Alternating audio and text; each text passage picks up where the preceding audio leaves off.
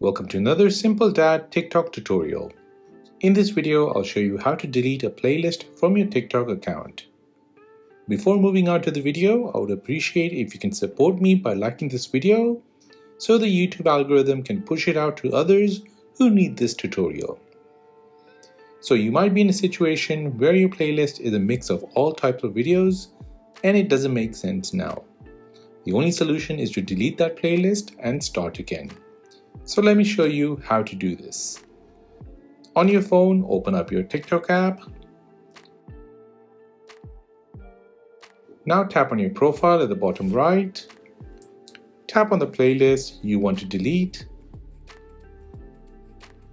You should see this window appear with all the videos in the playlist. Tap on the three dots at the top right. Then tap on Delete Playlist. Don't worry, none of the videos will be deleted. Only your playlist will be deleted from your TikTok account. Confirm it one more time and the playlist will be deleted. And that is how to delete a playlist from your TikTok account. If you have made it to the end of this video, then please hit the like button and most importantly, please consider subscribing to this channel for more videos like this. If you have any other questions, then please do let me know in the comment section down below. Thanks for watching and see you in the next one.